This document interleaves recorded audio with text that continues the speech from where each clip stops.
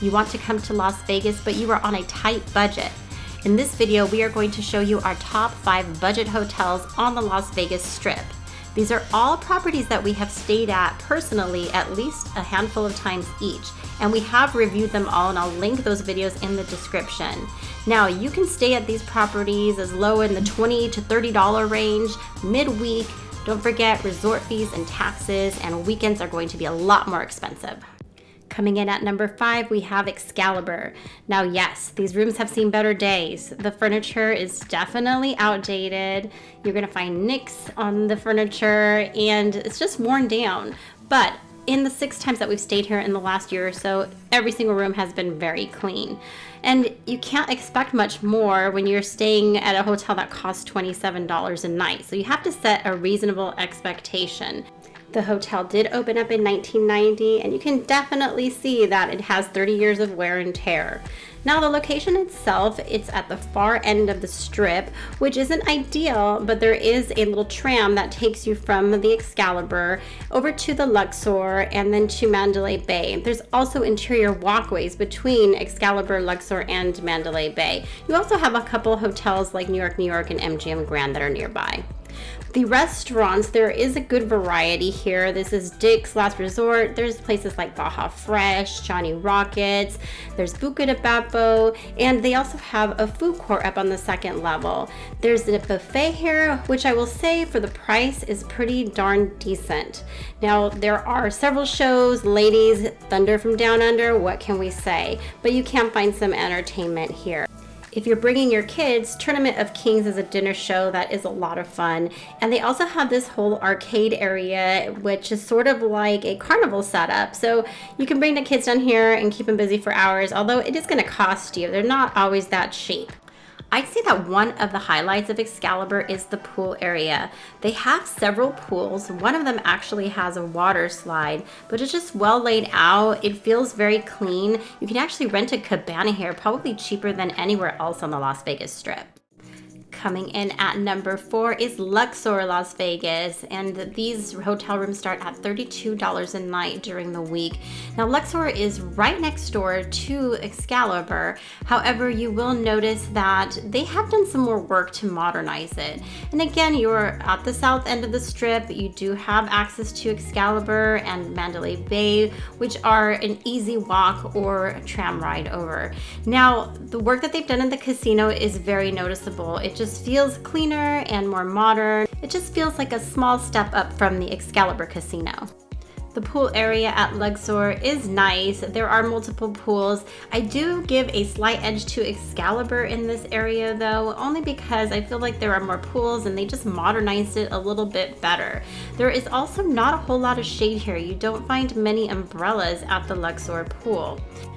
Other than a food court, they do have other restaurants like Public House. Diablo's Cantina is Mexican food. We've eaten here several times. Tender Steakhouse, which is actually cheaper than most steakhouses on the Strip. We have not heard good things about the buffet, but we have not tried it yet. The cool thing is that the shops that lead to Mandalay Bay have great restaurants in there as well.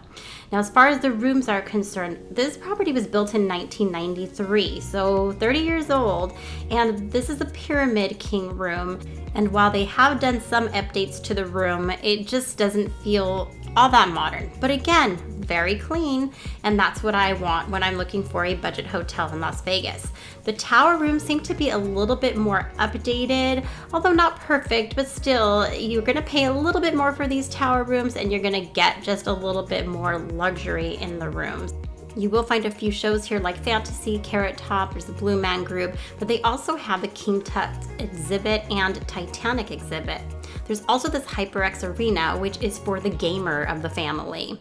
Continuing on our countdown is number 3, that's Harrah's Las Vegas. Now, when we have moved farther north on the Strip, and this is much more center Strip than the other properties that we have looked at. Now, the one thing that is really cool is that there is a connection on the monorail, so you can easily hop on and get to other properties as well as walk to other hotels.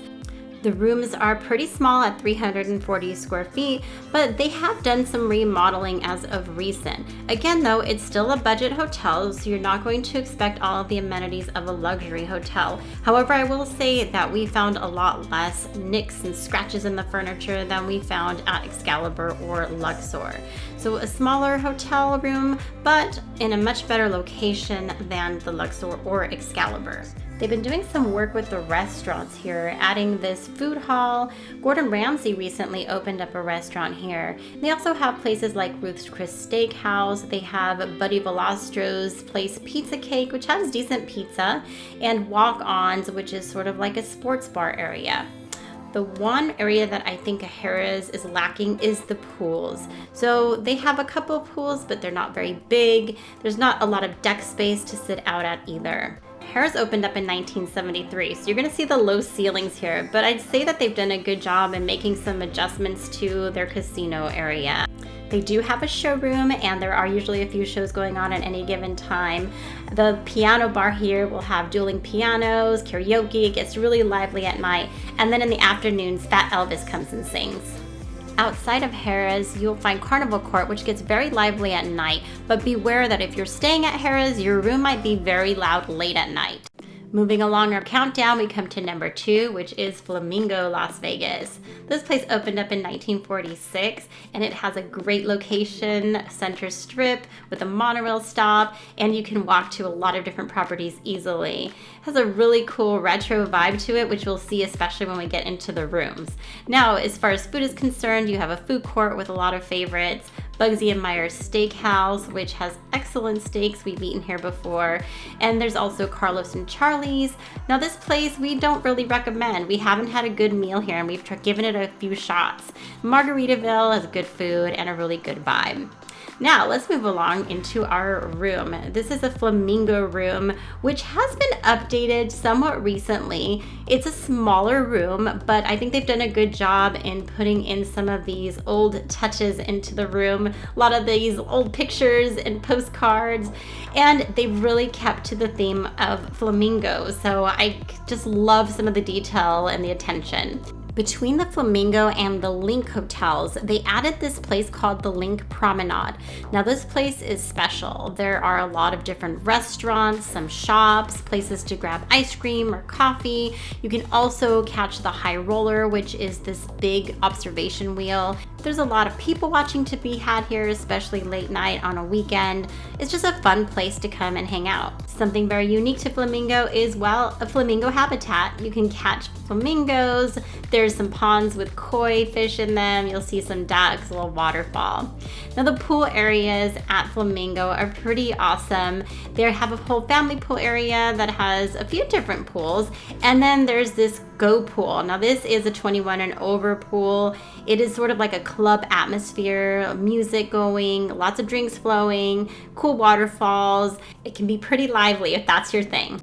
So similar to the Harrah's, of course, this property being older, you're gonna have lower ceilings here. So it just doesn't feel like the casino area is very large, but it actually is. And they've done some good work in modernizing some of the areas.